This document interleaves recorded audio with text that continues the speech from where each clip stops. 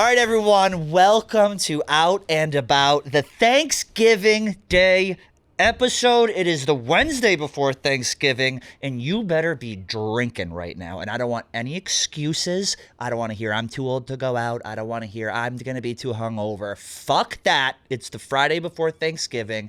Get yourself a bottle of liquor and drink it. And that's exactly what John Feitelberg is not going to do because you're not drinking anymore. But you're here, and I love you for being here, and thank you for coming. I love you for having me here, and you're welcome for coming. Yeah. Did you smoke marijuana before the show? I did smoke marijuana before the show. You are. Look at those eyes. Good. Look, you're not even a weed. You did a Cousins walk early? Yeah. Good Lord. You're not even a weed guy. It's Thanksgiving week. I was like, yeah, why not? So, yeah, we're doing the show with Why? I mean, listen, there's nothing wrong with that. I don't think there's anything wrong with that. Were you a weed smoker growing up? Never. Not at all. Not until I slowed down and basically stopped drinking did I get into weed. You're too old to be doing that. It's very weird. Like particularly when we were doing Les Mascots, Sass and I were both experimenting with marijuana at the time. So insane. You're 39 years old, however the fuck old you are? 37. All right, yeah, I exaggerated. But it was very funny to be sitting with someone like Sass is I don't know, 24, and being like, so how's the THC handling with you right now? God. Would you do this is a Thanksgiving Day episode, so we made a couple jokes about the Cousins walk, whatever. Would you, growing up, did you have a big Thanksgiving? Sizable. I don't know. I wouldn't call it massive. Don't picture Harry Potter type shit. Right. But 20. That's a decent size. Yeah. And right? you have kids that are all around. Your whole family, everyone's around the same age. All the kids, right? Roughly, yeah. And would you guys get after it? Would you drink? Yes, that was actually one of my favorite realizations. When we had a second generation of kids. Yeah. And we were playing with them when they were babies, and I was like, oh, all my uncles and stuff that I liked because they played with me, I didn't realize they were just fucked up. They were just drunk and they were looking for something to do. They didn't want to be around the parents while they were drunk. Yeah. So they came and played with the kids, and I was like, now I'm doing the same thing. It is funny though, as you get older, you realize first of all, holidays have no meaning from the age of 28 to whenever people start having kids. When I would go home, up until my nephews were born, holidays just became almost depressing and boring, and you go home and it's just all adults. And then once there's a new wave of children around, like you said, there's a whole new level of excitement because you can experience the holidays through their eyes. Yeah. So pure, so innocent. There is that when you hit that, maybe it's probably teenage years, you're still put on the holiday for me. Yeah. Do all the pomp and circumstance. And then when you have a younger generation, you're like, let me put on the pomp and circumstance so they can experience a fucking holiday. Put on a show, mother. Yeah. Mother, put on a show for your 23-year-old son. You guys talk about this fucking Thanksgiving thing all the time. Let's see what it really is. It's the ultimate. I'm not really a fan of Thanksgiving in general, though. It's it's just countdown to Christmas. That's all it is. It's a joke holiday. Oh, I disagree. Thanksgiving is it's a poverty holiday. I completely disagree. I'm gonna say something bold right now. Oh God, this is a bold take. I think Thanksgiving is a more American holiday than the 4th of July is. I think there's more Americana. This feels like America during Thanksgiving than there is during 4th of July. First of all, get out of the studio right now. Second of all, I'm just not because Thanksgiving, 4th of July is we are in your fucking face, America. 4th of July is trashy holiday. So maybe that's what I keep saying Americana. So maybe Thanksgiving's got more Americana because you got football, you got the fall foliage. But when I think of 4th of July, I think only Americans are celebrating the 4th. Fake history that we might have whitewashed a little bit. Listen, not on this show, son. That's what happened. Just a couple of Native Americans and a couple of pilgrims having some turkey, and that's how the whole thing went. And that's about it. They had a disagreement. Things went a certain way. All right, everyone, quick break from our conversation with John Feitelberg to talk to you about Game Time. We can't wait for all the amazing concerts coming up this winter, but what we don't want to think about is the hassle of buying tickets. We want to focus on the music and not the cost or the stress, and that's where Game Time comes in because they put the power back in the hands of the fans. It is the go-to hack for scoring amazing tickets and unforgettable experiences in just a few taps, and it's incredibly easy to use, and the Game Time guarantee means you can trust that you'll get 100% authentic tickets on time and at the best price. Plus, fees are always included, so what you see is what you pay, which is huge because a lot of times with other ticket providers, you go to check out, you get all these fees. You don't know what you're getting into. It ends up being more expensive than what was originally advertised, which is not good. I was looking at tickets for the Jonas Brothers on 12/22 in Brooklyn, New York, and I saw an amazing Game Time deal for great seats. It was only $100, which is insane. So take the guesswork out of buying tickets with Game Time. Download the Game Time app, create an account, and use code OUT, the letter N, about for $20 off your first purchase. Terms apply. Again, create an account and redeem code OUTNABOUT for $20 off. Swipe, tap, ticket, go. Download the Game Time app today. But when I think of Thanksgiving, for me, I don't even think of it as uniquely American. I'm like, oh, the world is celebrating Thanksgiving. I think because 4th of July is so in your face. It's like 4th of July is a fuck you to everyone else. Thanksgiving is like, oh, should we be celebrating this? It's weird. I think Thanksgiving, because other countries do celebrate it now. Thanksgiving? Yeah, I can definitely speak for Canada. Canada has Thanksgiving. I don't know about anyone else, but I feel like other cultures have like a Day of Thanks.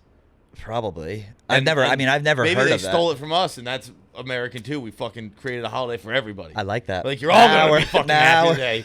Give thanks to your grandparents for making the goddamn turkey. I'm telling you though, that seems like a crazy take to me, but it is. For me, it's a drag because you go home. I'm very thankful to be able to go home and spend time with family, but it's just countdown to Christmas. The food is. What do you eat for Thanksgiving? Everything. We do basically. Thanksgiving is turkey and all that, and then Christmas is... No, that's what I was going to say. Christmas is the same as Thanksgiving. There's nothing particularly exciting about a Thanksgiving meal. I think it's cooler for... People think it's cool to get excited about Thanksgiving. Oh, the turkey, the stuffing. It's not that good. Dude, it fucking is. relax. See, it's a fat man's holiday. People always say that, like, if turkey was good, we'd eat it year-round. Like, I don't know. Fucking serve it year-round. I'll eat it year-round. Yeah, the amount of work it takes to make a fucking turkey... Is I'm not worth. If I was fucking cooking it, I might be singing a different tune over here. It is not worth. Like, the juice is not worth the squeeze on Thanksgiving. For me, it is. I don't do anything. It's a nice turkey. There's a nice fucking. You don't do any. Actually, you know what? I don't do anything either. Yeah, I literally don't do anything either. I mean, I'm always available to help, but. In my family, my mom would say, "Get the fuck out of here! Because you're in the way." Yeah, you're in the way. I don't want your help. It's a very gendered holiday. Yes, very much. Very gendered. Like my dad will sit there, and after my mom will be like, my mom slaves over the meal, slaves over the cleanup, doesn't want help, and then she's like, you hear the mixer going for whipped cream, and she's like, "Anyone want pie?" And she'll like walk out and give it. But no, the juice is not worth the squeeze. The food is meh. I think the food's unbelievable. I think. The turkey, the cranberry sauce, the stuffing, the gravy, the mashed potatoes. Potatoes? You are old. That's as good as a meal as you can have right there. That's fucking delicious. Dude, maybe it's just my cranberry sauce and you fucking mash it all together. It looks like this disgusting mess, but God, does it taste so good. Well, you're a bore when it comes to food. You're a fucking truffle pig when it comes to food. I've seen your refrigerator, you cow. You like nosing around and leftovers. There are stains in my refrigerator stains from me like eating food with my bare hands and closing the door. I've been dream feeding lately. That's all I do. I'll go to bed. I'll get so stoned before I go to bed that I'll get up at 3 a.m. to piss. And I'll be like, I need food. And I'll like reach into my cabinet and I'll grab like whatever's there, usually saltines. And I'll be like, I need sustenance. And I'll even keep one eye closed because I don't want to like ruin my sleep. So I'll stuff my face full of saltines and it'll just basically turn to the Sahara Desert in my mouth. And then I chug water and I go to bed. Dude, I talk about KFC radio incessantly. It's probably viewers are like, I get it enough.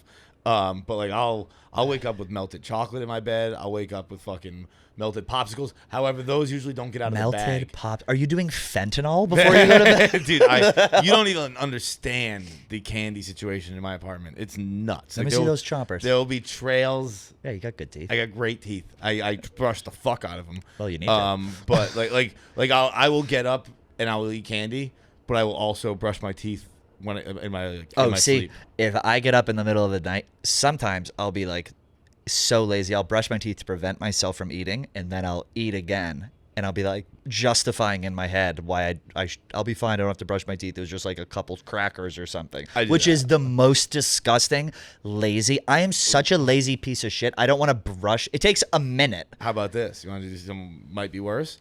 I will, if it's chocolate, I'll put candy in my mouth and just let it melt. And then like drink it, and I'll be like, it didn't even touch my teeth. So who gives a shit? The mental gymnast. That's actually great. I've done that, or I've avoided certain teeth with certain foods because I know it's gonna be hard to get out. So I'm like, all right, well, you don't have to brush if you do this.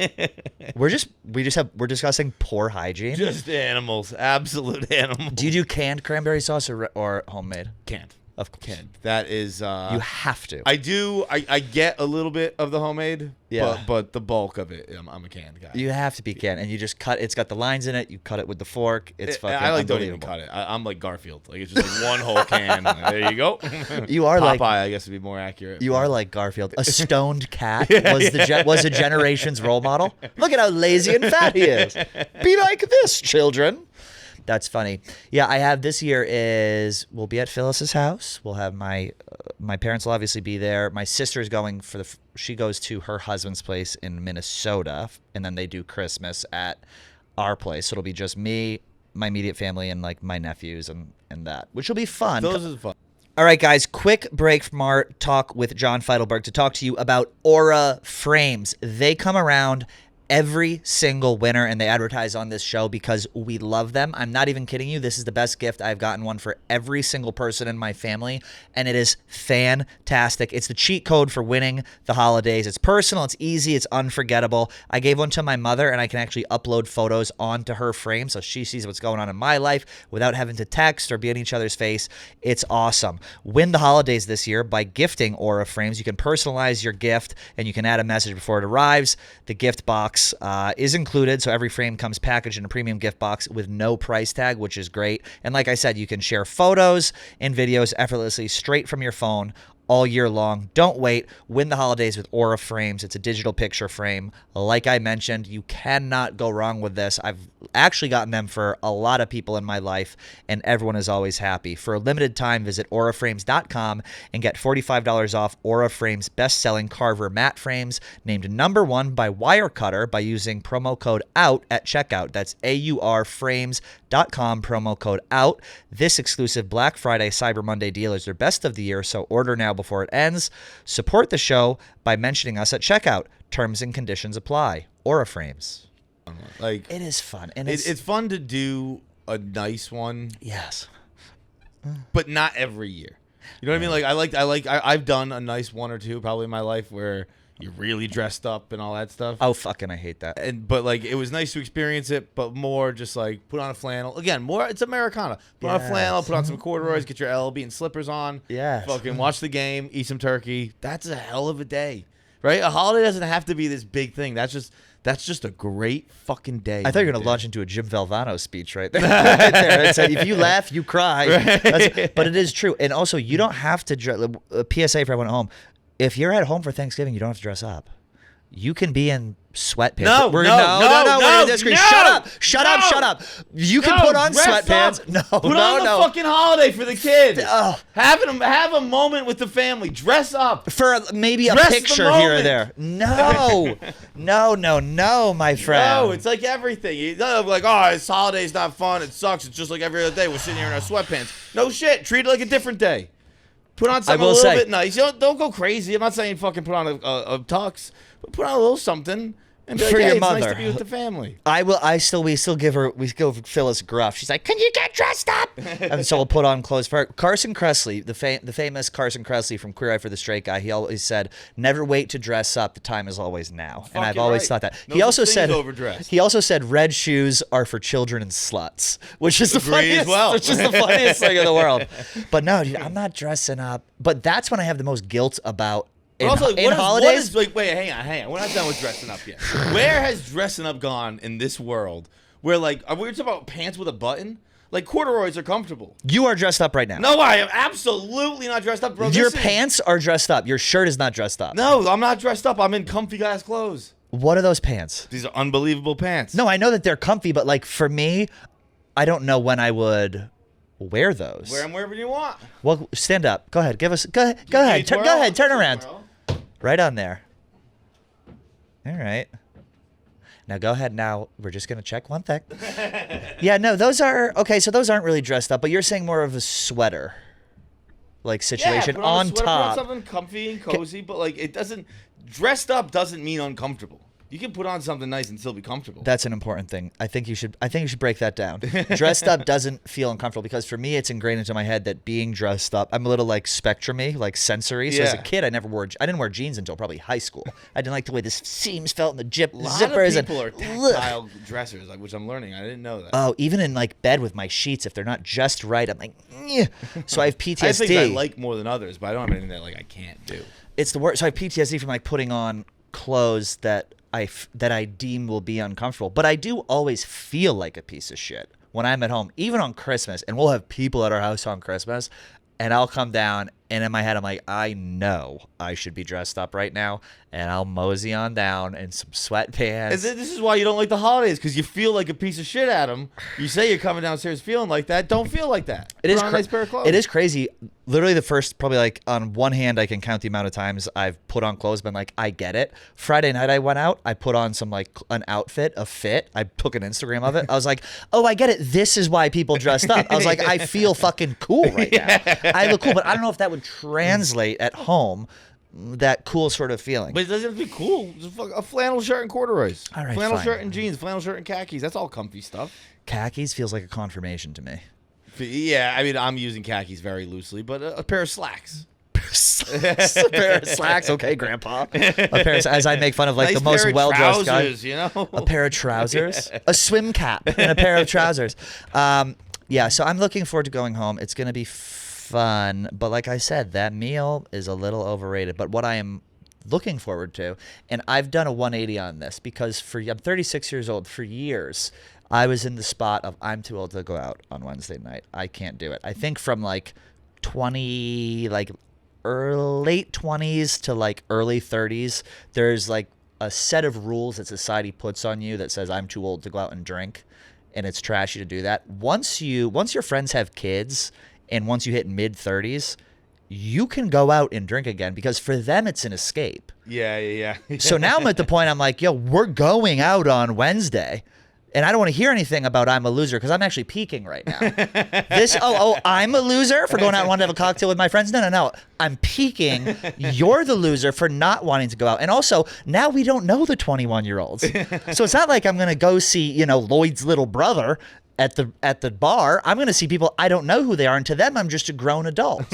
So what I'm trying to do cool, in fact. I'm very cool. They're like, he's a fucking guy still out here doing it. Yeah, he's doing it. I'm buying the bar around. She's old, but she runs. She's old, but she runs, if you catch my drift. And she will run on Wednesday night, let me tell you.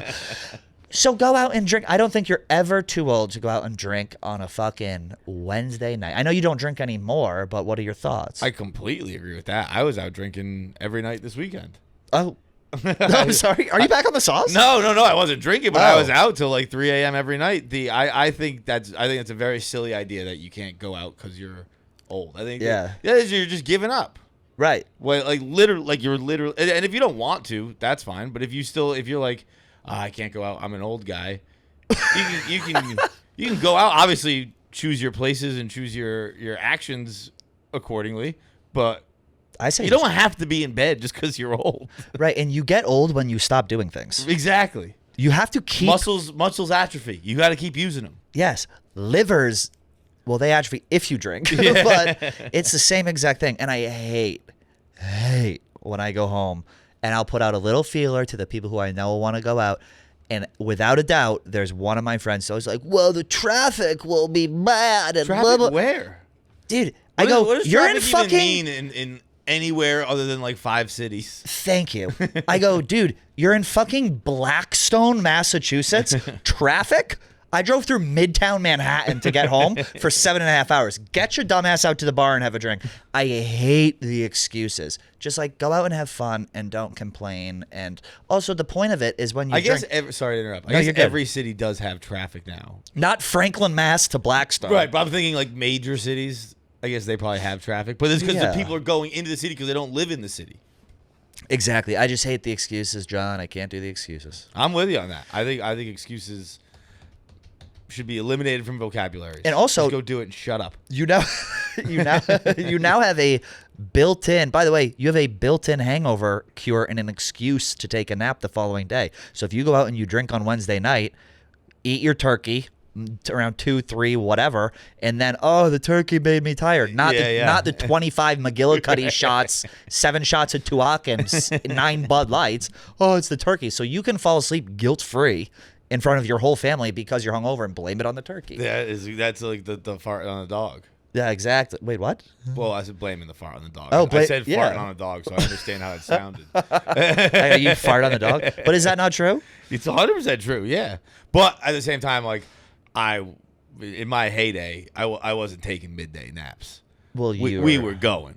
Oh. You start drinking, you finish drinking at the middle of the night's done. Wasn't much of a nap guy. No, never. The thing is, my hangovers around 28 got so debilitating that a nap I'll be able to stay awake, but my brain isn't on. Yeah. So it's basically like I'm stuck in sleep paralysis. I'm like, I'm in standby mode. I'm like, look, I'm just gonna zone out for a while. Yeah. If you need me, I'll tap back in. Otherwise, just gonna chill. I can never. The next day, I can never like.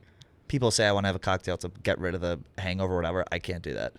See, Ever. I could do that. I know you can. I was like 6 a.m. Oh, I know what'll make this feel better. Yeah, I cannot do that. But I think it's a very underrated, underappreciated thing about Thanksgiving. I know I shit on the holiday was that you have the ultimate hangover cure the next day. Why are you not going out and taking advantage of that? Shame on you if you're listening to this right now in your car. Shame on you. And you know what? After you have a couple cocktails, get behind the wheel. I'm just kidding. We can't say that on this show. No, but it's going to be fun. So you're going home to Fall River. I'm going Westport now. But Westport. I'm from Fall River, live in Westport. And you have had, we'll get back to Thanksgiving in a minute. You have had the craziest couple of months because you're on tour doing arena comedy with Bert Kreischer, which is bizarre. It is bizarre. That's why I was like, oh, cool. John's like doing stand-up at Zany's, like seems to be going well. And then I log on to the internet and I see you on KFC Radio in an arena on stage. How did that come about? And tell me how it's going. It's going awesome. It's so much goddamn fucking fun. It came about just by being friends with Bert Kreischer and him being the best. And I had obviously been doing comedy, and he was like, "I'm on the road with me," and I did, and it's insane. It's awesome. It's hard to still put into words. Like I just flew in this morning. We were in Peoria, Illinois last night. It's like it was crazy. It's fucking nuts. I think that might be a little bit of the raspiness in my voice. We did 4 shows this weekend. We did Peoria, Indianapolis, did the Gainbridge Fieldhouse. That's where the fucking Indiana Pacers play. How many people? That's where Caitlin Clark plays. Good Lord. That's home of Reggie Miller and Rick Smits. Yeah. Wow. So you go to these. So you're literally doing like basketball stadiums and stuff. How many people are in the crowd? I would say anywhere. It varies. I would say most places like 10 to 14,000. And so you go out. You do 10 minutes. I did 15. 15. How many openers are there? 2. And how long does Bert perform for?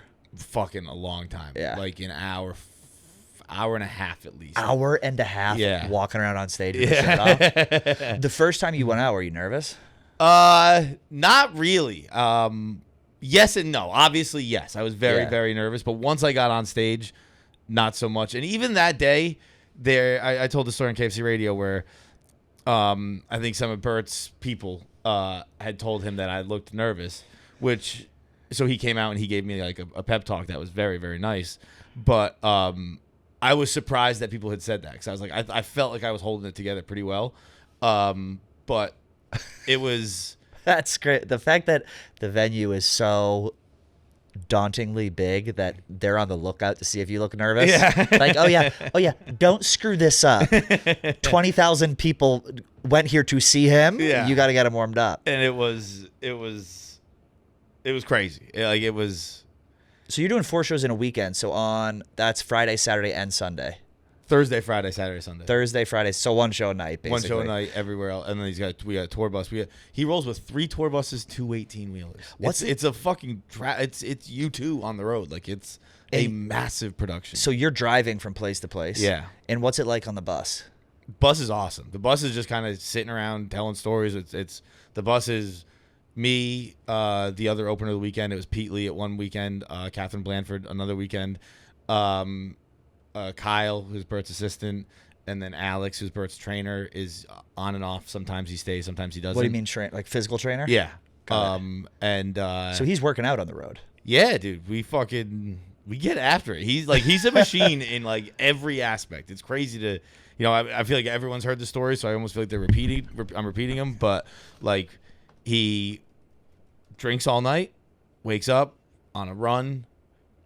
We hit the gym at like 4 o'clock pre-show, 5 o'clock pre-show, and he just works. It's insanely impressive. How often? It's inspiring as well, because it's like, oh, this is the dude on the time, and like, I'm seeing it. I'm very, very recent hindsight with Bert. But like, there's a million people here who do that as well. But it's inspiring to be around people who are that dedicated to their job. It's crazy to think about. It's like, I think Tom Brady posts this quote all the time. He's like, I think it's actually literally the background on my phone. Opportunity is missed by most people because it's dressed in overalls and looks like hard work. It's true. It's a Thomas Edison quote. Mm-hmm. But the people who are the most successful, it's no secret they work the hardest. And the fact that he drinks how much is he drinking?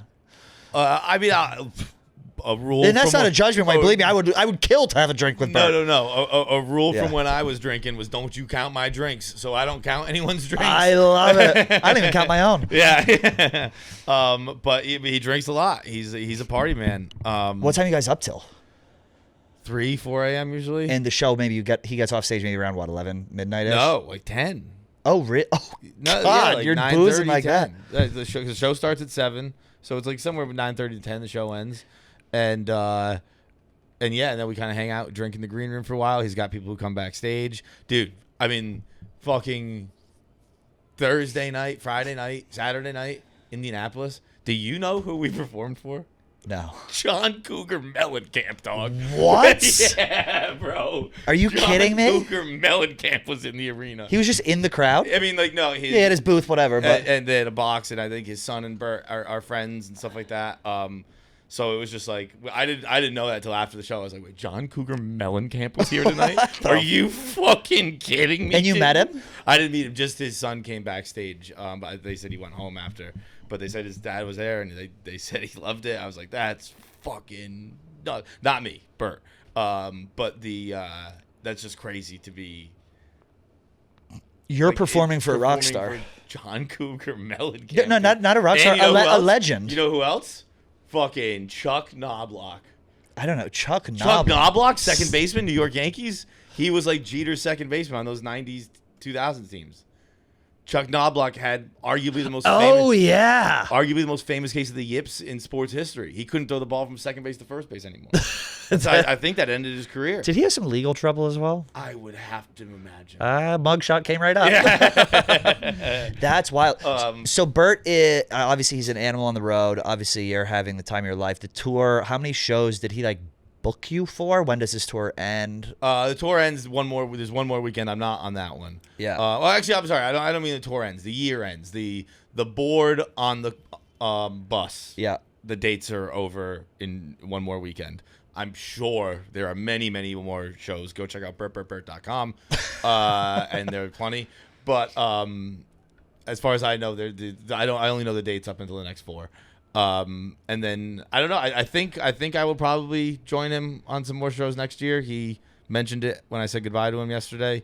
So I think so. Nothing planned right now, but he crazy. blacklists you from comedy. He goes, absolutely not. He goes, no one hired this man. It's so awesome going with him because I like anything when you're trying something new, like you're nervous and scared. Yeah. But to have like an expert be like forcing me, like he's like, go tell this new story. That's a good story of yours. Yeah. Go tell that. And to try like new stuff in front of an arena is fucking crazy. Do people pay attention? Very much so. Yeah. Like the lights are down.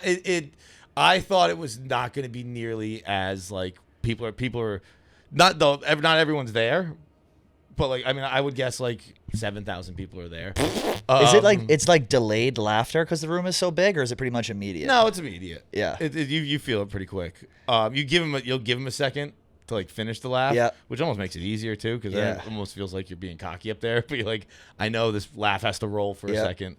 But it's cool. Like I mean like. The honest to God comparison is like I'm getting to travel with fucking one of the all-time greats. like yeah, and I think there are very few people in the history of the world who can do a arena comedy tour, and I'm fortunate enough to get the experience to be on the bus with one and pick his brain about comedy and his jokes and my jokes and not just Bert either. Like everyone else on the bus is very experienced in comedy, from the openers to the assistants to everybody. So to like, you have imposter syndrome? Be sitting there. No, I don't. I've never had imposter syndrome because I don't think what we're doing is that impressive. Right. You know, like every time people say they have imposter syndrome, I'm like, dude, we're sitting on a couch talking to a microphone. You have the qualifications. Right. Yeah. It's crazy with Bert too because he is. It's very much a throwback to 1980s rock star comedy when comedians, like when Eddie Murphy and Sam Kinison and Andrew Dice Clay, these guys weren't just comedians, they became rock stars. Yeah. So they would go out into an arena and it's not just, hey, tell me funny jokes. It's, I want to fucking party with that guy. Yeah. That guy's an animal. And I think Bert has that. And I think a lot of, like you said, Bert does have that. That's so rare and such a crazy thing to be a part of because most people go on, you tell a couple jokes, whatever. His persona is, I want to drink a fucking beer with this guy. We're going to go nuts. So you're not only touring with a comedian, you're touring with a rock star who just doesn't play the music. Bro, you want to talk about rock star shit? Here's my Saturday. Friday night, we had a... arena. We did the Schottenstein Arena, I believe. Where's that? Ohio State's campus. Yep. Before the show, Bert gave like a pump up speech to the Ohio State baseball team. Took his shirt off, did the whole thing, got jacked up on Ohio State sports. So he's like, wait, the football game's tomorrow? He's like, it would be crazy if we were here and we didn't stay for the football game. So that night, books a private jet because we have a show in Indy on Saturday. So it goes from 2 a.m. Saturday. We were on Ohio State's basketball court playing like horse or whatever. At 2 a.m. At 2 a.m. because we had just performed in that arena and then they flipped the court. And they were like, hey, the arena's still yours. If you guys want to go play basketball, go play basketball. So we played basketball till like 2, 3 a.m. Then we woke up at 9:30, 10 o'clock. We went to Ohio State's field. They like brought us in on the cart, whole field access, all that deal. He does the Ohio State kickoff. I saw that. Shirtless, spinning his, doing his thing. People must have went bananas. Went nuts. Then in a box for like the first half of the game, maybe third quarter, we left. Onto a private jet, get picked up, pulled into right into Gainbridge Arena, right into like the belly of the arena. It's 5 o'clock. Quick workout. 5 o'clock in the morning? No, it's 5 o'clock. Oh, got it. At night. Yeah. Quick workout on stage, and then right from stage, he had a police escort to a bar that was having a Porosos, which is his vodka, a Porosos event, and this place went nuts. Like the Schottenstein Center went nuts. The show was insane. Then we walked into this bar, so it's obviously a smaller room, and you feel it. Place went bananas. I'll send you like pictures. He was on the bar pouring vodka. 2 a.m. Bus picks us up outside. Bus picks us up at the bar. How long were you at the bar? From like probably 11 to 2, That's something like that. 10 crazy. to 2. Bus picks us up at the bar. get on the bus, talk for like an hour, go to sleep, wake up, we're in a new town, in the belly of a new arena, start our day again. Wow. It's fucking, and that's just like, that's literally half his life. Like that's like 4 days a weekend, 4 days a week, every day. There's 3 buses. How many, like, why? Like, who is on the buses? Is the infrastructure for stage and everything provided by the stadium? That's what I was unaware of that as well. No, crew rolls with him. So like actually that was a really cool experience too, is like seeing, like, it's a family. Like seeing like they eat lunch together, they eat breakfast together, they like particularly I noticed how familial it was because everyone was saying goodbye to each other for Thanksgiving, and it was like they had like a meal there. A lot of the families from a lot of the crew is from the Chicago area. So last night's show was in Peoria, which is about an hour outside of Chicago, I think, hour and a half. So they all came. So it was like all of their families were there, and everyone kind of had like a Thanksgiving breakup dinner. And it was like, oh, this is a fucking family on the road. How many people are in the crew? It's a great question. I would guess. You have to come out of your fucking green room to talk to these people, John. I have a lot of experience with maybe 10, but then I would guess there's another 10 to 20 that I didn't talk to. And they're building the state. These like union guys? I would guess so, yes. Yeah. Yeah. That's a really cool job to have. Like when Taylor Swift had she gave like all the truck drivers $100,000 bonus. Remember that? Yeah. That was the coolest fucking thing. Because those people build. They are the lifeblood that keeps things going. And like you're basically doing construction on the road with just a limited amount of sleep. Exactly. I wonder what the very, very. Not to get too business. The whole production is so insanely impressive. The amount of logistics it takes to go from one place to another and like coordinate everything and make sure everything's up to code. And then when you go on stage, are you doing a sound? You are doing a sound check before? No one does sound check. No one. Yeah. As far as Bert, me, or the other opener. What's the average age of the person in the audience? You think? That's a funny thing too. Is I think like being here. I always think we're aging out. Yeah. Like we're old because Barstool's a very young company and there are a lot of younger like TikTok people who come around. Preaching to the choir. But then like you go on the road with Bert and you're like, oh yeah, people of all ages enjoy entertainment. Yeah. It doesn't just have to be for people on TikTok. People of all ages enjoy being entertained. Yeah. And it's a I would say the average age is 45. I don't know. Yeah. There's certainly frat kids. And then there's certainly like 60, 70-year-old older people. It's everyone. Everyone likes laughing. It's crazy when you think about, at least when I think about like comedy and like this that we do and everything, I always think like I'm behind the curve. And like you said, because we work with such young people and TikTok and this and that. But I have to remind myself that the majority of America, is not at the cutting edge of, ooh, what's next? What's this TikTok trend? Like people in this office and in New York are. Yeah. They're just regular people who want to laugh. Right. And their entire life doesn't revolve around what's the newest form of entertainment. Mm-hmm. It's like you can hear just a regular old joke and that's enough for them. It's not going to, there's not all this hullabaloo surrounding it. I'm not doing a good job of explaining it. No, I know exactly what you're saying because I was having a very similar conversation with Bert this weekend. Because he had done the CMAs, and he was like, they fucking love me in Nashville, blah, blah, blah, because he's put on some very big country acts. And he's like, I didn't put them on. Like, I learned about them from somewhere. Right. And I was like, yeah, but you have such a massive fan base that is often 2 years behind. Yeah. So when you bring them up, you heard about them from somewhere, but to a lot of people, that's the first time they're hearing about it. Yeah, I'd get it from a couple of like my uncles or like people in my family would be like, oh, have you heard of this? And some comedian or something. I'm like, what? Yeah. Yes, obviously I've heard of. Or they'll see a trend like, 6 or 7 months later. And I'm like, okay, guys, quick break to talk to you about Shopify. Shopify is the e-commerce platform behind millions of businesses around the world and 10% of all e-commerce in the U.S. from household names like Mattel and Gymshark to brands just getting started. It's the best. They're going to help you guys launch your hobby and turn it into a business. They can get you started with your own design studio. They've got hundreds of ready-to-use templates, and Shopify helps you build a beautiful online store to match your brand style. You can accelerate your content creation, and Shopify's also helped people create their businesses with tons of AI tools that actually write the product descriptions for you, the page headlines, and they even enhance your product photography. And the best yet, Shopify is your commerce expert with world-class expertise in everything from managing inventory to international shipping to processing returns and beyond. It's your one-stop shop for creating your business. If you're ready to sell, you are ready for Shopify. Turn your big business idea into cha-ching with Shopify on your side. Sign up for your $1 per month trial and start selling today at shopify.com/out-and-about. Go to shopify.com/out-and-about. Shopify.com/out-and-about. Turn that business idea into cha-ching. Shopify. By the way, when you said Sam Kinison, do you know the He's one of my favorites. You know, last night we had a show in Peoria, and we went to a steakhouse afterwards. Really good. This place. Stop saying Peoria.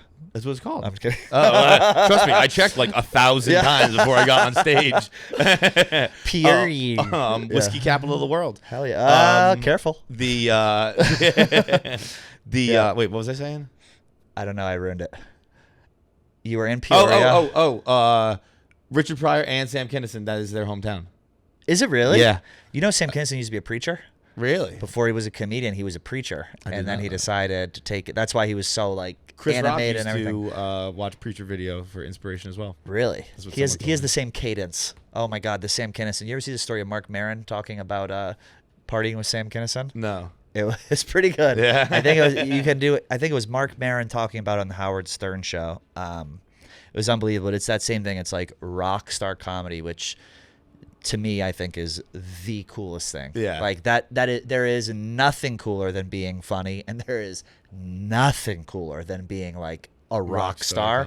And if you can combine the two and you walk in somewhere and people are like, let's fucking go, that just gets me going. I want to come to one of your shows when they're, I say one of your shows when they're around here. One of my shows I'm selling many, many tickets to. It's great. I mean, you're getting compensated for it, or? Yeah, I get paid. Hell yeah. I get paid very well. Imagine he doesn't. Very. You go very handsomely. Like I get paid very, very well. It's insane. It's God, he just seems like such a cool fucking guy to hang around with. He's an insanely kind, generous, and nice guy. And talented. It's everything.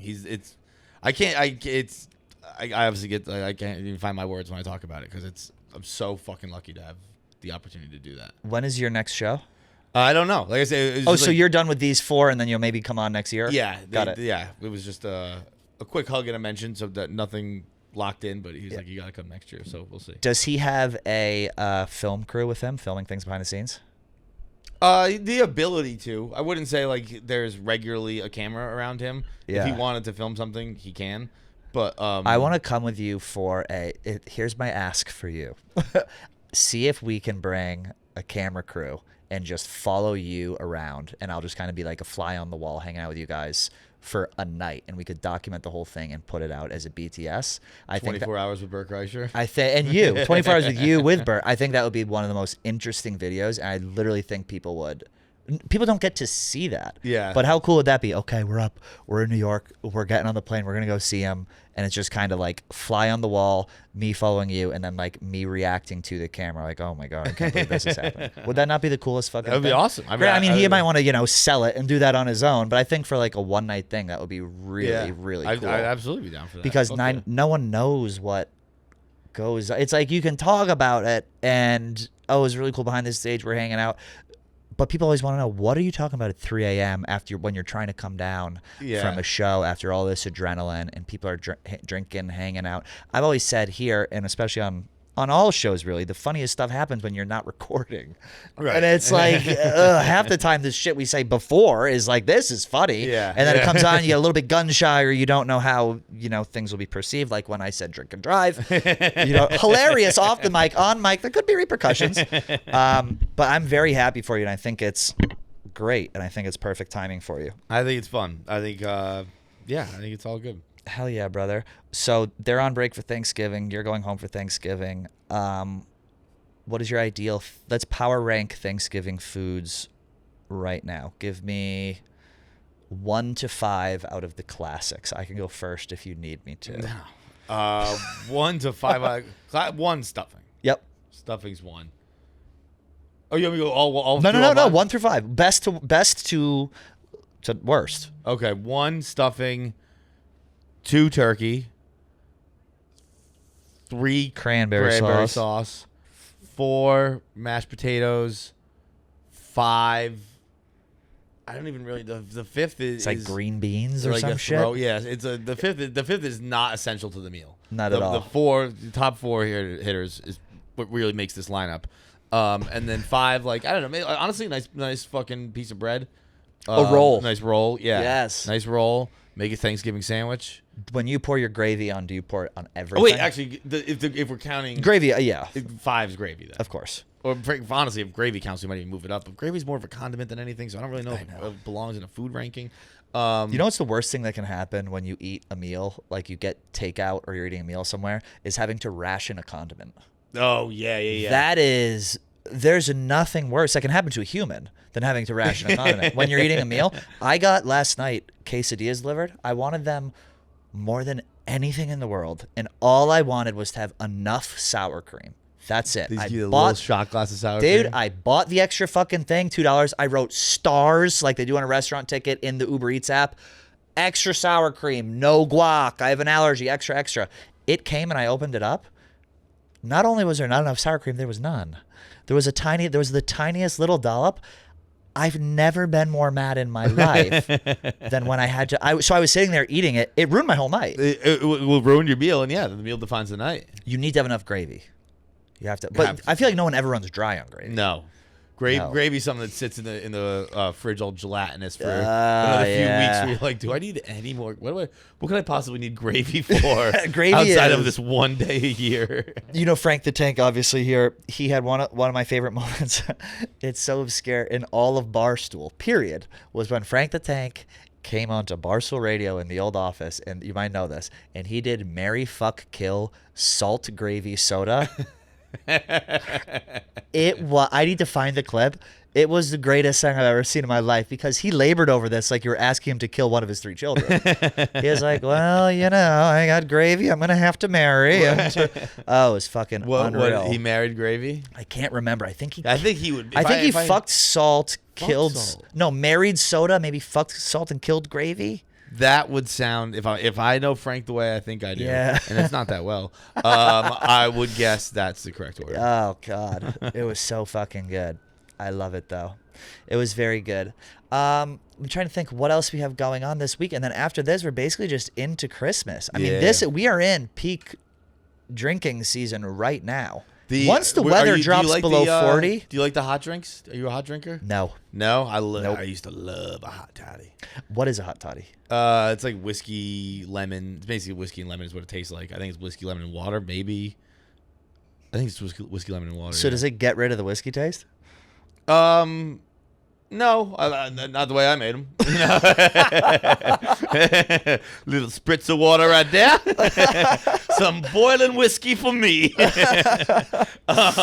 So you're just making a whiskey water? Yeah. Is what you're essentially describing? Let me check what that is. I think that it is. I need to expand my alcohol palate. If you're listening or watching right now and you have any drinks that you want me to try, you let me know because I am ready to try them. That's what I was missing. Honey is what it is. Very Whiskey, interesting. hot water, and honey, and lemon.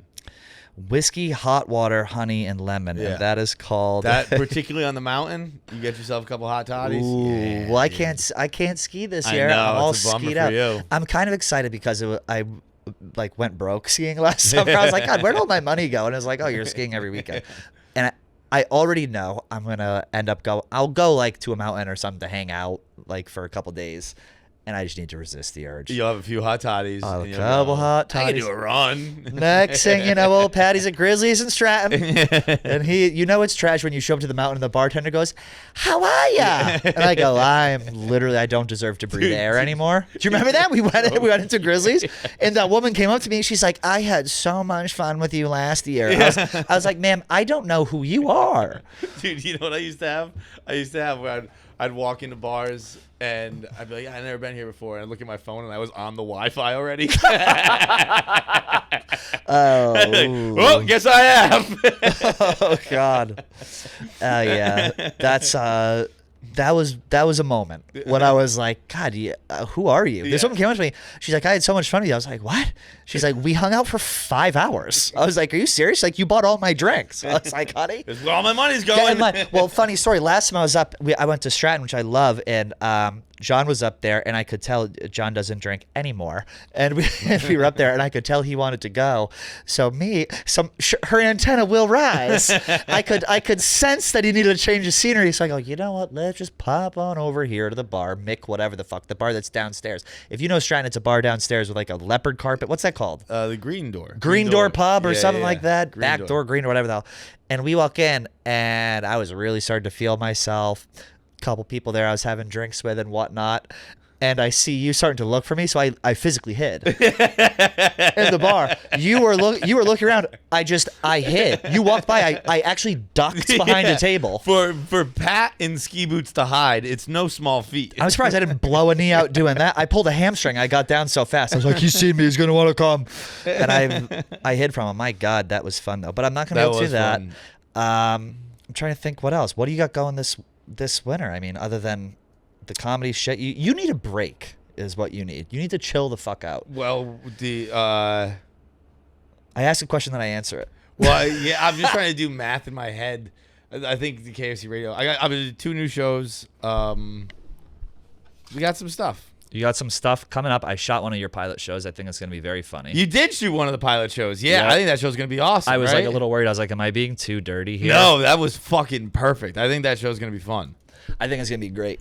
I think it's going to be really good. I want to do some new stuff here, too. I'm really excited to get back on the Hog and do some... I'm very excited for that, too. I love that motorcycle stuff. It's going to be fun. And, like, I talk with a couple people here, like, I'm going to throw Za on the back and we're going to go for a little, like, thing. And I think it's just fun exploring new places and drinking. And I would love doing that shit. Like, seeing... I've never seen what you were kind of describing it earlier, like... that park in New Jersey where people just go and drive fast. I've never seen something like that. It's so fun. I wanted to drive it back for Thanksgiving, but it's like, it's too cold. And also I'm just going to be drinking too heavily.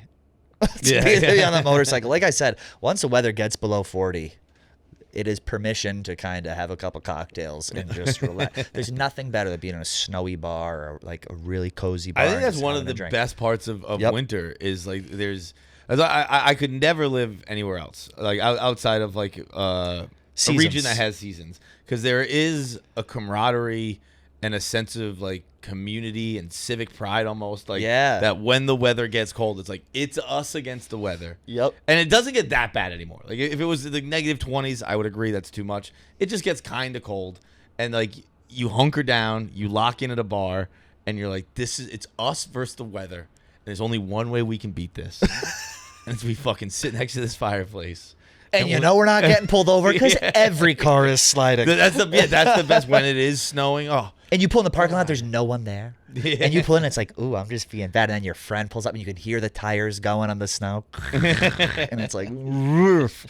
It's the best. Well, it's going to be, should be pretty chilly this week. So I hope everyone has the best Thanksgiving ever. I hope they do as well. Thank you for having me. Of course. I'm glad. Everyone, obviously, you know where to find Feitelberg, KFC Radio. He's got a couple new shows coming out. Catch him at your local NBA basketball arena doing comedy. But you're the best. I love you. I love you guys. Thank you for listening. Make sure you watch on YouTube as well. Have a cocktail. Enjoy yourself. And be thankful because we have a lot to be thankful for. See you next week. Bye.